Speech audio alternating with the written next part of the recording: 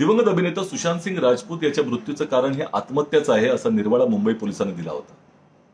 महाराष्ट्रामध्ये सीबीआयच्या तपासाला बंदी होती ही पाहून अत्यंत चुकीच्या पद्धतीनं बिहार पोलिसांचा उपयोग करून तिथं 0 एफआयआर नोंदवून हा तपास सीबीआय कडे हस्तांतरित करण्यात आला होता। आज जवळपास 4 वर्ष या प्रक्रियेला झालेली आहेत। 1460 दिवस उलटून गेले तरी सीबीआय गप्प का?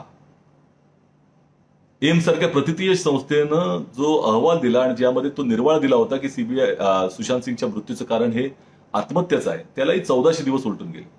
आता तर या संदर्भामध्ये सुशांत सिंगची मोठी बहीण त्यांच्या कुटुंबियातर्फे विनंती करते साक्षात नरेंद्र मोदीजींना की त्यांनीच हस्तक्षेप करावा आणि सीबीआयचं तोंड उघडायला मदत करावी। परंतु सीबीआयचं तोंड उघडलं नाही आणि ना नरेंद्र मोदीजींनी हस्तक्षेप केला। आम्ही जो आरोप करत होतो की सुशांत सिंगच्या मृत्यूचा राजकीय दुरुपयोग भारतीय जनता पक्ष करत आहे, बिहारच्या निवडणुकीकरता त्यांनी तो केला आणि महाराष्ट्र विकास आघाडी सरकारला बदनाम करण्याकरता केला। आणि हे करत असताना त्यांनी मुंबई पोलिसांची बदनामी होते। सीआरपीसीचा वरती अत्यंत दुर्गामी दुष्परिणाम करणारे आपण निर्णय घेत आहोत याचीही तमा बाळगली नाही।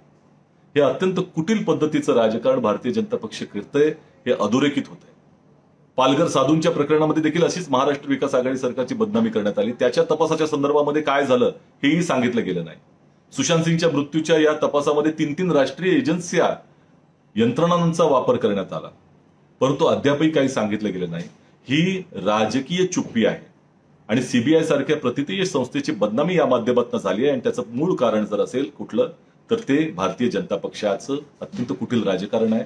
आणि सुशांत सिंगच्या एकंदर कुटुंबियांना त्यांनी वेटीस धरलं, इतपत त्यांची मजल गेली, याचा आम्ही जाहीर निषेध करत आहोत।